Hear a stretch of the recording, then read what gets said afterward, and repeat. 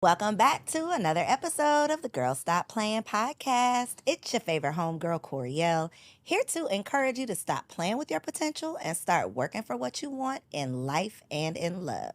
You already know I'm bringing you the information and the conversations to help you make the money and get the honey. You can have it all as long as you are willing to work.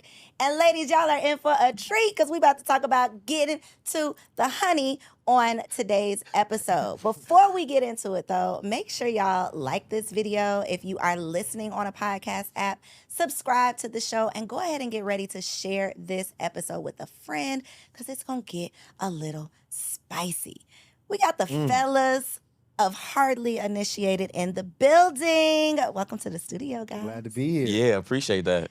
Finally made it down to the studio, and I'm ready to get into this convo. Are y'all ready? Let's do it. Yeah, we're ready too. Do y'all do very many interviews? No, this is definitely an exclusive. This is facts. Yeah. Okay. Very selective. Very selective. Okay. Oh, thank you. All right. Well, the ladies are definitely going to enjoy this conversation. Anytime I have fellas on the show, episodes always do numbers because I don't think we get enough honest conversation about the current state of relationships.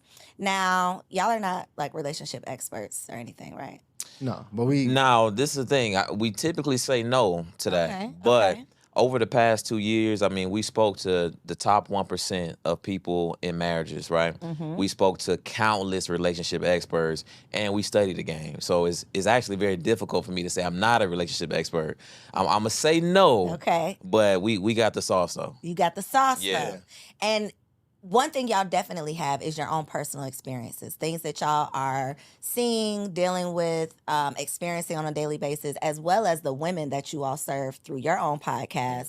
Y'all are like, y'all got y'all ears to the streets at all times. So I want to talk to y'all today about your personal experiences, but also some of the things that y'all are seeing, like your perspective of what you're seeing from women as well. So relationship statuses for both of y'all. Single. Single. Single as hell, or like it's a lady watching this that y'all got to be mindful of what you're saying? No, yeah, I'm seriously dating, but Okay, okay. I'm still single. Okay. I'm single as hell. Single as hell. That's a fact, yeah. Nobody gonna be tuned in mad. Okay.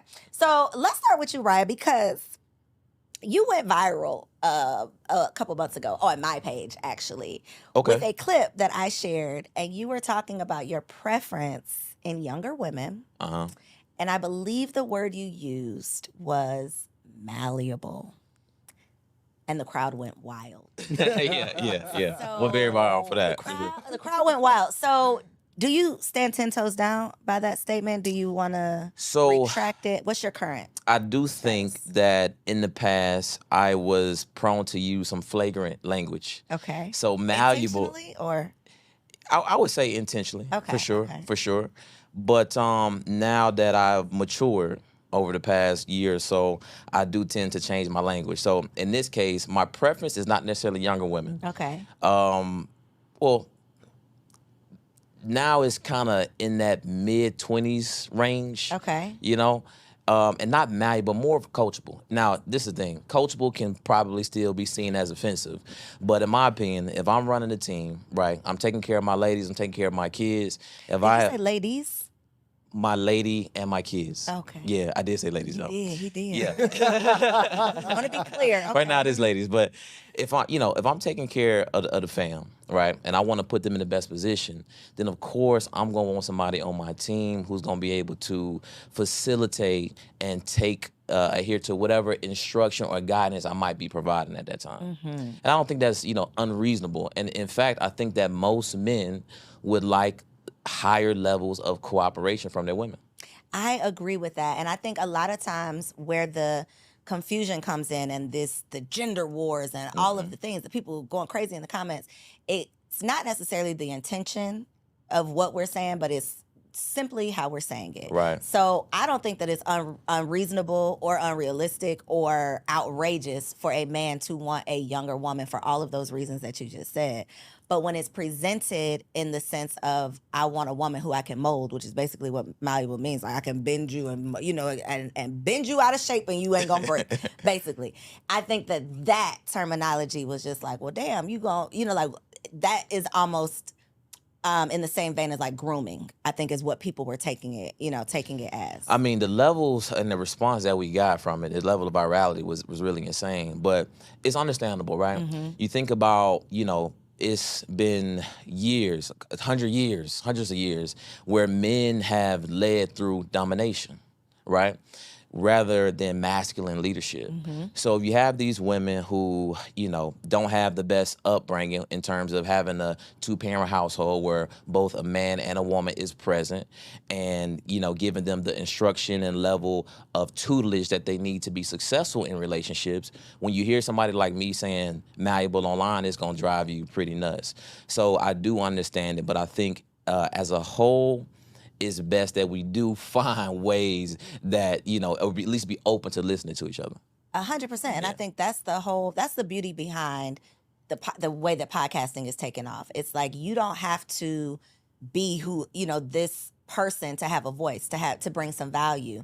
And podcasting, I think, is allowing us to be able to do that. Right. For sure. What's your preference, Tashawn? Malleable women or no? That word malleable is so tricky because it can be taken so many different ways. And I just want to say, when we first started the show, it was like straight barbershop talk. If most women sit in a room with men talking, most women would be offended. For sure. That's a big fact. In our just casual conversation. But because I know ladies are sitting here watching this conversation, I will not say malleable. But I think a woman that is willing to listen, right? That is willing to be open to guidance, to instruction, that's not so stuck in her way, has a wall up where she can't take instruction or leadership from someone who's qualified to lead. Ooh, heavy on the qualified to lead. I think that is where a big disconnect comes from. And it's not, in my opinion, the man's fault. It's the woman has such a terrible history of bad choosing that they don't even allow what could be a good choice to, be that masculine leader or because they've made so many bad choices that now they're just expecting that this is going to be another bad choice. Or they just have had bad masculine relationships even in family. Like they haven't had healthy masculine relationships, whether it was with their father, their brother, their uncles. Men have taken advantage of them in their own family that they should have entrusted. So it's a lot of reasons that young ladies are not able to be open to masculine leadership, whether qualified or not. But yes, and picking is definitely one of those. So what does taking, I don't want to say being submissive, but what does, I guess, taking your leadership look like as a girlfriend versus a wife? So, it's interesting because when I think about me dating now, and I think about what it looks like for me to lead on a day-to-day basis in my relationship, leadership it can go from small to big things. And I think women have to look, especially when dating, at the small things that he does, because that's really what you're going to be able to evaluate at that point. So how might he instruct you to stand on one side of the sidewalk? How might he instruct you and prepare you before the date? How does he instruct you to, watch over you as you walk back into the house after the date is over? Like, it's just really small qualities that you have to evaluate in him to see if that leadership is there, to see if he's like providing that realm of security and safety around you. So it's not always, what house you're gonna buy or the big decisions in which you evaluate leadership. It's the very small things. And that's what it looks like in dating for me on a day-to-day basis. I feel like you're always providing a level of leadership. Like right now, the young lady I'm dating was looking at purchasing a home. And I have a real estate background. So I could have been in a situation where I just go ahead, sit back, I let her do all the work. She come to me, she asks me questions here and now, I throw a couple tips at her, I sit back, and I let her just kind of go about that process. But like, ideally, what I'm gonna do for her in that situation is I'm gonna provide a little bit of structure for her. So I'm gonna say, hey, babe, look, when we look for the house, I recommend, all right, because first of all, what's your budget? What's this? Cool. All right, look, we need to look in these areas. You ain't gonna find no kind of house like this in this kind of area, so we're gonna look for townhomes, search here, we're gonna use here, Matter of fact, I got a mortgage lender. I'm gonna send you this person here, and we gonna kind of I give her this structure and process for her to be able to then go ahead because she's talented. So I ain't gotta do too much for her. I just give her this structure, and boom, she takes the game, and bam, and she appreciates that. That is So a great, realistic example. right, Yeah, some of those smaller things, I think that it is a group of women that are open to that. Some of those things, I think the issue is understanding what a man wants from a woman. Right, a man wants first and foremost trust, then he wants lust, and of course devotion. Right, you want a woman to really affirm and revere you as a man. Now, with that trust piece, it's a very difficult thing for women to give up, and where I find just through personal experience, and also through communicating through the many women that tune into our show, is that when in times of conflict, that is when in times where men are holding their women accountable. Baby, I would prefer things work like this. Baby, let's try to do this instead of do that, right? Those is when the mouthiness, the attitudes present themselves.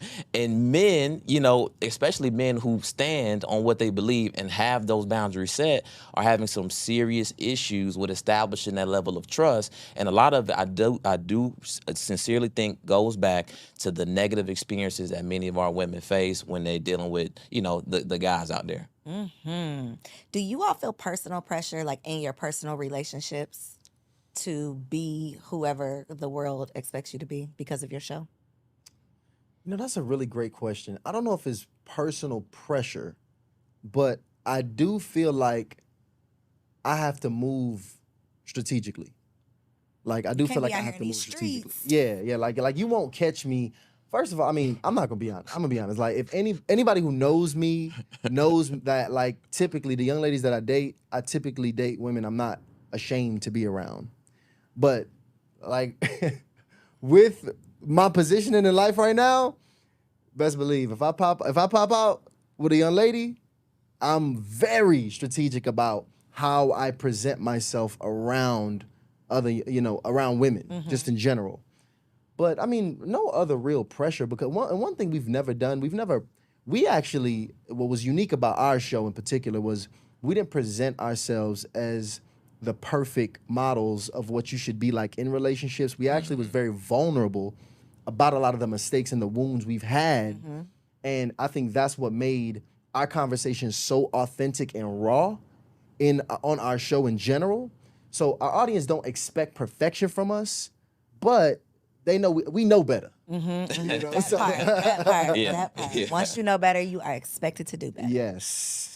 Yeah, Yes. my experience is pretty, pretty cool. I don't think I've had any. Well, I may have had like maybe one or two negative experiences actually from going viral. So, but outside of that, in general, we do want to conduct ourselves in a certain way because I mean, the thing is, we can't go anywhere that has Black women without being recognized and people coming up to us. So we do have to be, I think, careful about who we present as somebody or who we, how we represent ourselves and kind of who we have on our arm when dating. So I do think that I consider that a bit. It's not much pressure, but in the back of my mind, I'm thinking, hey, I have to double confirm, is this young lady good for the brand? Whereas at first, I could probably try some things out. See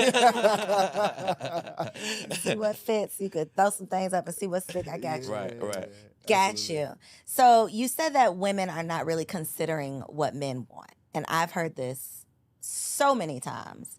So to clear the air and to make it so that, once you know better, you got to do better, what, in your opinion, do men want from these women that we just don't seem to understand? I like I said, I really think it's just trust, love, and devotion. Those are things that are important. I mean, trust goes so deep. Like Tyshawn has said, from the very small things in terms of where we going, when we going, to very big things in terms of, hey, these are the changes that we need to make, whether it's in the household or how we interact with each other. And that devotion piece is huge too. And devotion, this is the thing, devotion goes beyond you being next to your partner. Devotion is how you present yourself online. If you go out and you with me, right, and you do the Keke Palmer thing and you around, that's showing right there. You are not devoted to your man. Because the thing about devotion is what women really have to understand is that Men judge men based off their woman. If a guy comes in and his woman is stunning and she looks beautiful and classy, all of a sudden I'm like, what does that guy do? Facts. Who is that guy? Now, on the opposite end, if a woman that I feel is showing or showcasing some level of disrespect to her man, I have less respect for that man. That man gets talked about behind his back. That man gets invited to less places. And in fact, depending on the type of men that man has surrounded himself with, including his friends, that woman may even get more advances from people that he called his friends. Now, women have to protect their men. So that level of devotion, so much of it comes down to how she is when he's not around. And I think that, a lot of times women think, hey, if I'm not right with my man, it's certain things that I can do because I want to do this with my girls or because this is how I feel. But women must consider at all times, is this the right thing to do if my man was around? And if it's not, then it's best not to do it. So no to the Kiki for you too. Oh no. What was the major problem, in your opinion, with Kiki? Oh, come on. What was the issue? Let me ask was you. It Would you have done that? Absolutely not. But I can tell you why I can pinpoint exactly where I would not have. I would not have. Couldn't have been me. Okay. But what at the root of it, was it that it was filmed? Was it the dress? Was it the singing? Was it that she just had a baby? Like, what, in your opinion, what was your issue with it? A woman who is sharp is always aware of what's going on, right? So being aware of it is really just understanding what the situation is. One, you're Keke Palmer, right? Okay, that's the first thing. You have attention, you have an audience, you have eyes. You can easily end up all over the internet with just the slightest thing you do. So one, you positioning yourself outside, dressed the way you're dressed, and then, first of all, men, we instantly know. I instantly know if I'm with a woman, the way she interacts with another man, responds to his energy, I instantly know either is something going on, something has went on, or something could go on. Right? Just by the energy and how they're interacting with each other. And the interaction was just disrespectful to a woman who already has a relationship with another man. Oh no, she's just getting serenaded. First of all, no woman should be getting serenaded. I don't even like the sound of my woman getting serenaded, first of all. But again, understanding the situation at hand, when you put all of those variables together, it was just essentially an emasculating experience for her man, and that's one thing that's a position you never want to put your man in. I agree. Do you think that he handled it appropriately? Of course not. Of course not. No. That's something that you want to handle in private. Now, I don't know if it was a publicity stunt or if it was as part of the marketing campaign for her album that came out or something like that. But at the end of the day, when you have issues with your woman, you address it directly with your woman and not in public. And I think when a man does, look to address these things online, that's an emotionally unstable man.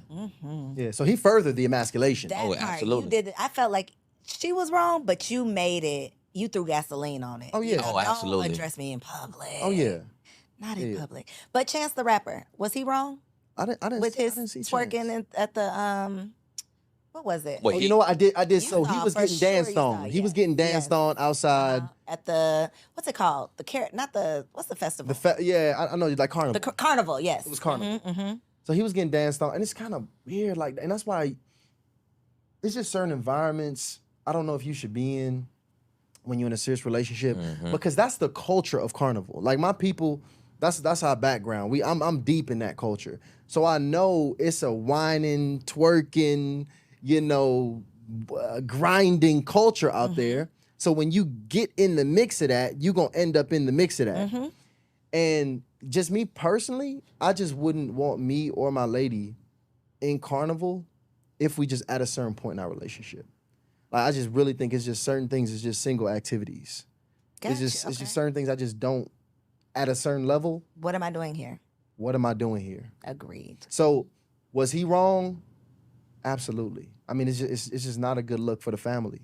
And that's really what it's about. It's like the brand of the family is what I really think it comes back to, especially when you at that level where the eye is on you, the eye of the people is always on you. You always want to protect the brand of your man as well as the man protecting the brand of his lady, which is why I love seeing couples like when I see like the James family. Oh yeah, like LeBron and his wife and his kids. The Messi's like that too. Who that? Lionel Messi. Yes, it's certain families that when I look at them, I just think, wow, like they've really protected each other for decades of being in the limelight, where so many things could have went wrong. You had so many opportunities. I'm sure. Some people, oh, he did this, he did that, whatever. He didn't bring the trouble to my doorstep. Absolutely. At the end of the day, it is not in my home, right? Yeah. And so I think to your point, though, it's not just celebrity because social media has put the spotlight on all of us now. Oh, yeah. And so a big thing that we didn't necessarily have to consider in the past is like who you present online. So how do you all feel that your social media presence affects your personal relationships, I guess? And I mean from the sense of a woman that you would potentially date. It's an impact. I mean, some good, some not so good. My Instagram profile is not very active, but obviously we got the show. So I mean, the amount of DMs and solicitations that I get or women showing interest is a lot, right? And it's funny because once it started happening, I literally called Tyshawn and I'm like, yo, I have to get back into the word because I got to get my discipline right, right? Because it's crazy because, you know, depending on why you want to influence people, right? So I really had to take a look at that, why I wanted to influence people. And I had some vanity underlying in there. So when I started getting those DMs, it's like, oh yeah, this is what I wanted. And I had to really look back at it. It's like, okay, look, if this is the goal, then we're not gonna make it very far. If income is the goal, then we're not gonna make it very far. So I really had to go back and look at, hey, why exactly I wanted to do this. So now the same DMs, I'm like, I don't respond. Right? I actually don't like it. You know, so some people would consider that good. You know, they got more people to pick from. But me personally, I don't think so. But I would say one of the negative things is just having an opinion. So because I have a publicized opinion, I am now coined as very opinionated. When I have just as much opinions as you don't like as your mom does, or your dad, or your brother, your sister. Trust me, you ask them opinions on some hot topics, they're gonna say a lot of stuff you don't like, right? But because I am publicized, then it does sometimes impact not a woman's level of attraction, but her willingness to actually go out and you know, go on a date with me. Sometimes I'm able to work through it, but other times, to be honest, there's just women that they like stay far away. And you know, like ladies is, you know, y'all researchers. Oh yeah. Sure. So y'all gonna research your man, y'all gonna look at his LinkedIn, his Instagram, if he had a MySpace back in the day, y'all pulling up everything. So it's interesting having a relationship podcast, because if you're dating and you got a relationship show, that's the only place they're gonna go. They're gonna go Listen to every and episode. binge Yeah. every single episode that you've had. And they're gonna pull up anything that did not make sense. You know, when you guys first started the podcast in heard you 2021, when you had so and so on, you said, Yeah. you know, so like you gotta address all these things. But here's what's interesting though, because with the young lady that I'm dating now, so interesting. I found that this has been a way to have conversation that I probably would have never had without. So it's so interesting. We've achieved certain levels of depth in conversation that I don't think we would not have had if I was not entrenched in this space and she wasn't watching this show and asking these follow-up questions. So it's almost like, you know how people say, babe, let's read the 5 love languages together. We do that every episode. Yep. You're taking, because, and I did this with my husband, not even realizing I was doing it, but just talking about all these random scenarios. What would you do if this? What would you do if that? You're taking the pressure off of it being you and her. It's like, this is just my opinion. It's not directly affecting us, but now it's a talking point. Now I understand your thoughts. Now we can have a conversation on this. Now I can get to know you better. Now I can understand you better. And it's not I'm judging you on your opinion, or I'm taking it personal because it's an attack. It's just creating a conversation. So I love that. And see, you that's learn a lot. That's important. Yeah. That's important, especially when you're dating, because I think that's the biggest place we're failing in dating. those questions and those conversations really allow you to understand the person's values. Yep. And how they think and make decisions. Yes. When you looking to apply for a job, they got a whole host of scenario questions so they can see how Your quick, thinking. right, how you think and how quickly you can get to that solution. So I think if more people ask scenario-based questions, they could potentially learn a lot more about their partner. And Yeah. that's the beauty of podcasts, though, because I mean, even if you're not hosting the podcast, just watching a podcast Yep. with your partner, just watching it yourself and then taking that conversation back home. Even though word on the curb is, black people need to let go of the podcast equipment. Like, we need to just Right. take it out of the hoods. We need to get rid of Right. it. I do think that it's creating the conversation, right?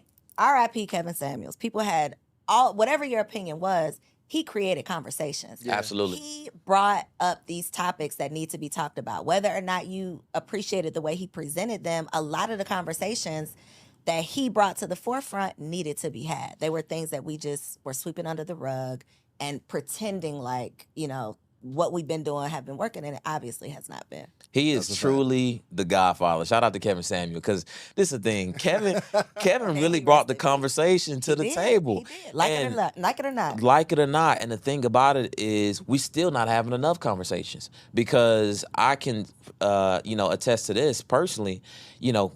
I didn't even and start investigating or look to understanding the dynamic between men and women or relationships as a whole until I was about 29, 30 years old. Mm-hmm. So you got to think about that. I'm well into my career. You know what I'm saying? Finance, okay, I understand that we don't need to be broke because that's how I grew up, right? Mm-hmm. But that's it. I mean, it's more to life than that, right? Mm-hmm. It's more to being a man or a woman than that. So he brought conversations that I think, of course, some of it was abrasive, and it's going to be rough because a lot of us grew up without the right instruction, without a soft voice, without a rock or foundation to lean on. But I still am very much so appreciative of the people who are willing to put out very vulnerable content, because at the end of the day, we have to learn, because it is a problem. And it's agencies out there that are seeking to destroy families in general, Western culture families in general, especially black families. And this is a thing. I tell women this all the time. You're not the only one that know you special. Your man or guys interested in you, not the only one that know you special. These corporations know you special too. And they want to get these women away from their families. They want to get these women out of the household. They want these women to be on the opposite side of the gender war, because that's more money for them. That's more spending for them. So all of this talent, like I think Tyshawn mentioned this in a podcast, I think black female entrepreneurs are the fastest growing entrepreneurs. That's great. But let's think about what else could that mean? Mm-hmm. What are they running from? What are they leaving behind when they're fastly growing these businesses? Exactly. And it's not say that you can't do both, but you got to think about what comes first. Would it be growing at that rapid speed if your family was taking priority, or if building in your personal life was taking priority? Right. Or are we hyper? One thing Kevin Samuels used to say that I thought was like, ooh, that gut punching with that one. But he would say, like, when black women get bored, they go get another degree. When Yep. black women can't get a man, they go get another degree. It's like that is our default. It's what can we control? I can go get a degree. I can climb the corporate ladder. I can invest in everything outside of a personal relationship, really figuring out what is at the root of why my relationships don't work. Because it's difficult. Mhm. And that means you got to look in the And you mirror gotta and be work on vulnerable, yourself. yeah. And you got to be vulnerable.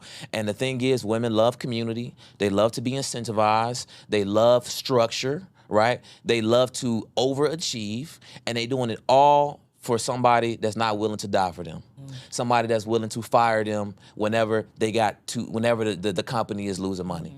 And these organizations know that. So we have to really do the hard thing, which is improve ourselves. Like you said, get down to the root of why we are running away from relationships. And not that women shouldn't pursue education or higher purpose and those types of things, but we have to make sure that that's actually what you want to do and not using that as some level of escapism.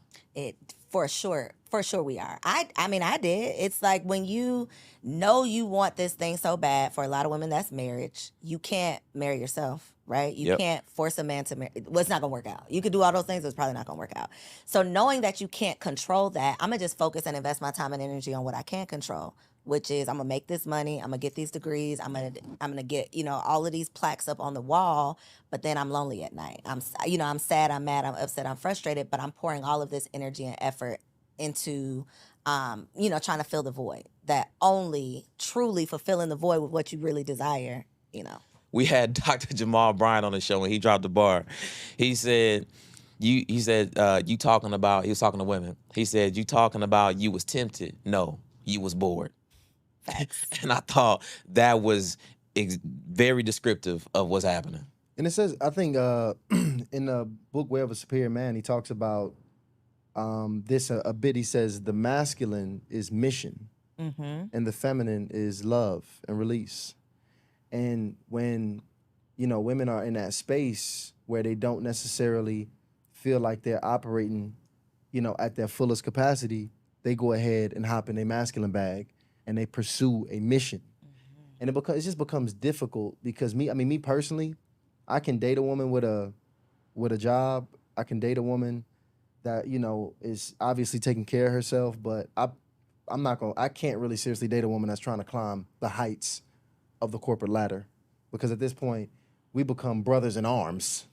We're not, there's no polarity. There's not, that sexual tension and fire is gone at that point. But because she's dedicated and devoted to her job. Well, it's the energy that it takes. I've tried it. I'm telling you, I have tried it, and it's very difficult because even just in the casual after, because think about when you come home after you've been fighting all day. Your t-shirt is bloody. You done fought the world, slayed dragons, both of y'all. And if your mind, both of you guys, are not really good at turning off the masculine, like you still kind of in pursuit mode, then what ends up happening is you end up chilling with your homie. The man is comfortable with operating his masculine. It's natural for a man to go be on a mission and work 24/7. For a woman, it's not natural. And you got to consider what's happening in these environments. A lot of these environments are male dominated. A lot of these environments coach and train women to suppress their emotions. A lot of these environments require women to perform 10 times better than men to get the same level of respect. I mean, this is the thing. I work corporate. I know how tough it was. And I know the women who excelled in corporate usually tough as nails. Tough as nails. They had something to prove. They got something to prove. They usually weren't women that I'm attracted to. Now, they were absolutely women I loved to work with. I loved them because they did 1,001 things and made sure everything was on point. Yeah. Right? But you got to think about what that does to you over time. And over time, not only does it suck away some of a woman's best years, right, in terms of fertility, right, in terms of just, I'm not even gonna go there. I'm not even going there. I gotta be careful with my words. I'm not even gonna go there. But basically, it does a number on women. And I'm gonna be honest. When you really look at it, the best women are the ones that truly neglect family. I'm sorry? Neglect family. You mean the best women that perform in corporate? Yes. Okay, you missed that word. Say that again. The best women that perform in corporate are the ones who do not prioritize family. They're not. They're putting kids on the back burner. They don't even really want to have kids because they don't even want to stop working. Like they either had them early and they working hard and the nanny got them, or they just not even like, no. Right now is not a good time. It's a conversation. In the Black community, the husband has been replaced with the pastor or the boss. Oh, that is who the Black woman has. That's who she's answering to. That's who she's submitting to. We've replaced the husband with those roles. Would you agree? And here's the thing. I'm gonna be honest, and I can't double back and say that us don't have a hand in that as well. If I'm just being very honest, because I mean, first of all, I grew up in a house where I did not grow up with my biological father. Ironically, all of my closest homies I grew up with, and I grew up with some really sharp homies. Like we all graduated top 10%, athletes. Like my core homie group from middle school to high school was sharp, and all of us, ironically, had a very similar home situation. either did not have our biological father or no father present in the house, and we figuring it out. We getting raised by football coaches. We getting raised by assistant principals. I mean, or getting our masculine energy from those areas, and we just having to really figure it out. So it is when we looking at a lot of the problems in the feminine. I will say, I truly believe the men are going to be the only people that can fix or be able to resolve this issue. Women are not going to be able to fix this problem. And that's just the reality of the situation. I don't think everybody can be helped. It's going to be casualties of war. But at the end of the day, it's going to take the best men and the women who are willing to cooperate and understand and self-reflect and be better women. That's going to allow us to get through this place we in, this state we in relationships. Because as social media continues to double down on pouring poison in our minds, I can literally find myself scrolling and even be finding myself be like, these crazy ass women. Just with the things I see. And I'm even now having to more intentionally unfollow certain things that I'm seeing messages. But that's what men are now being inundated with, these visions of delusional women. Yep. And men are and women are seeing men talking about how bad they don't want to be with one of these women or how they'll never get married, which further just, and then we bring in all of this and then we trying to date with all of this deeply in our subconscious. And then we're still having kids because we might be slowing down, the rate of marriage might be, all of this other stuff might be slowing down, but we're still sleeping together. We're still having unprotected sex. We're still having children out of wedlock. So we're continuing the cycle. Very dangerous We're cycle. literally continuing the cycle. But nobody, I haven't seen it, nobody's addressing the fact that we're still just having these babies. Nobody is talking about that. Right? Because if you talk about it, then you're shaming single mothers. If you talk about it, then it's the whole cancel culture thing is like you can't speak to a solution because then if you're talking about a solution, then you got to be shitting on somebody who has the problem. Yes. It's like you can't even present the solution without somebody having a problem with it. It's meant to be like that. Oh, The divisiveness. by design, yep. Exactly. Divisiveness that's what draws the most attention. So they don't want us to have those positive conversations or conversations about change because that's not what brings these social media platforms advertising dollars. So what Tyshawn is referring to, seeing those women that little nutty and out of control, or seeing those men be very disrespectful and brash towards those women, that's good for these media platforms. Speaking of media platforms, what's your opinion on red pill community? Man. I think to me and Tasha, I think we agree on a lot of things, but I think we might disagree on this one. I'm interested. Good. Let's see.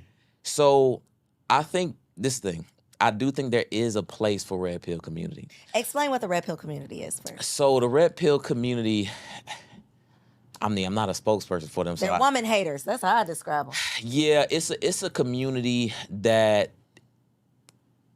I would say solely holds women accountable when it comes to the relationship dynamic. I would say everything's the woman's fault, basically. Yes. that's what I would agree with that. That's the pretty much. philosophy. So because and you got to understand the avatar of the man who goes to the red pill community, because so many of these men don't have masculine presences in their households. They're lost and going into this world. And imagine a man whose every experience with a woman has been negative, right?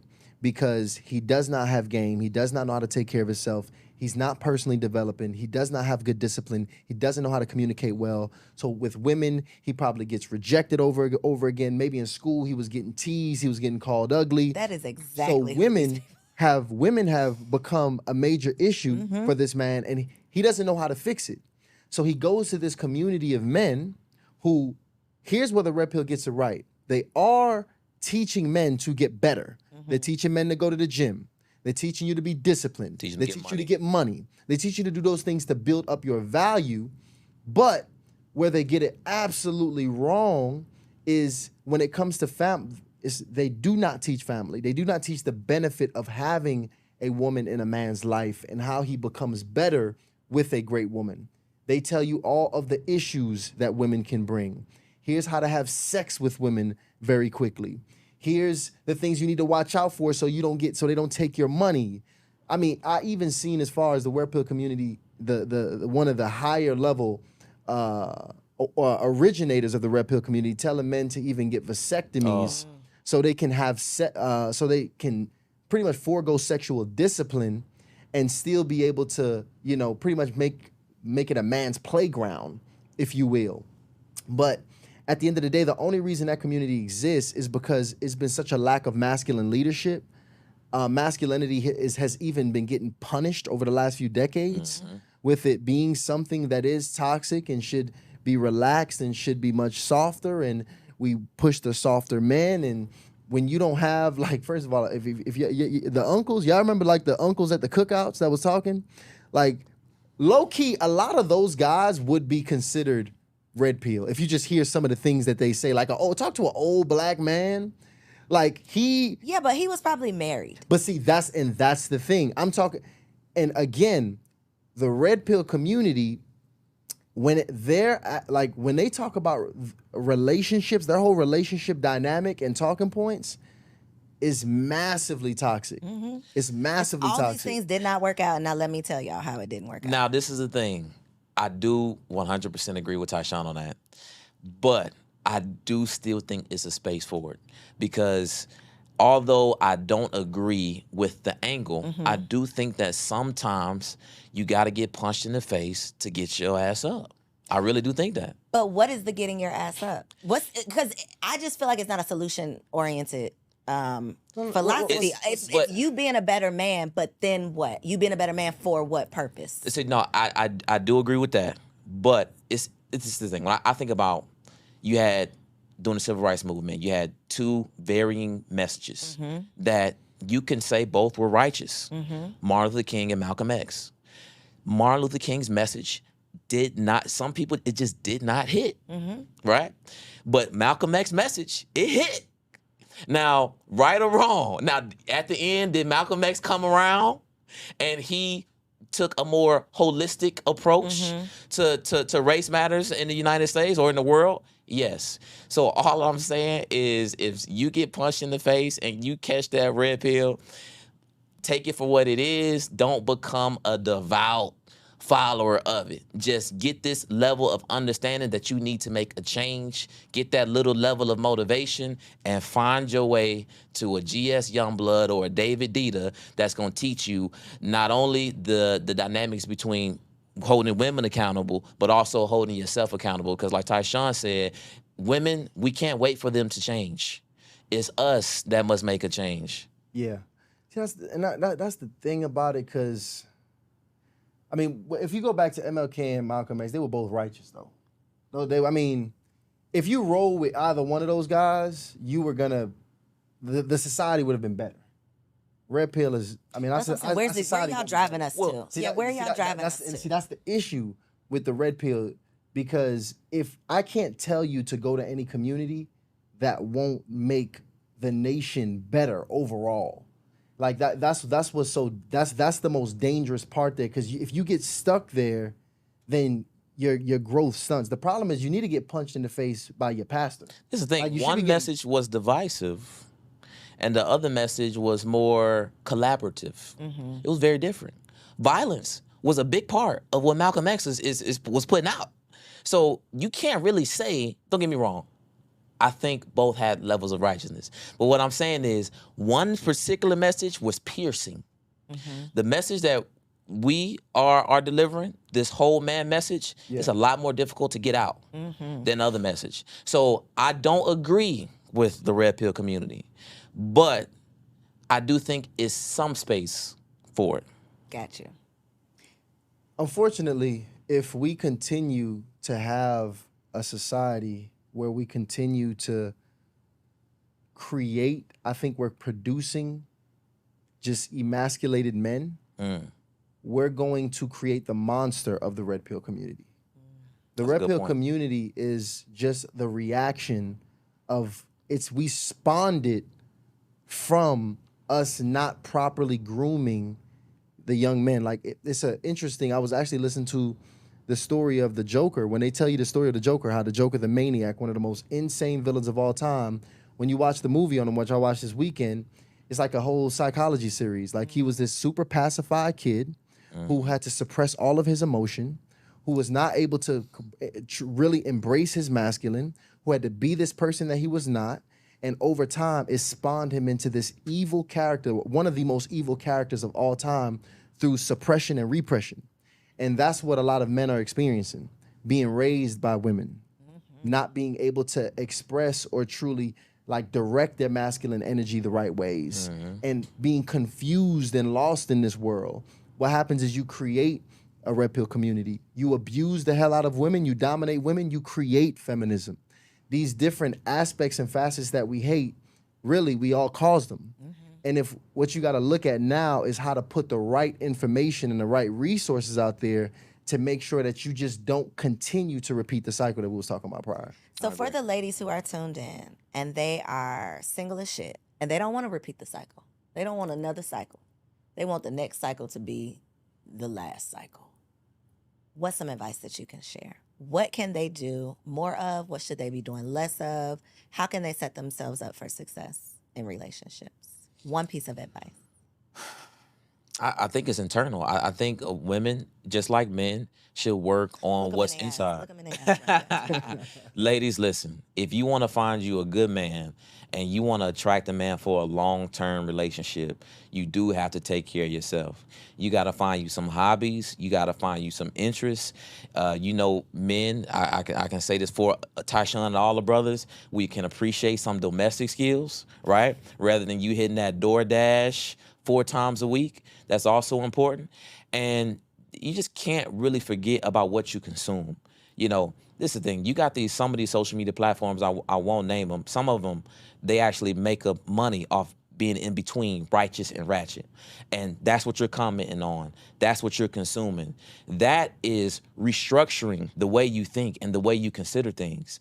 So everything starts with a thought. As a man thinketh, so is he.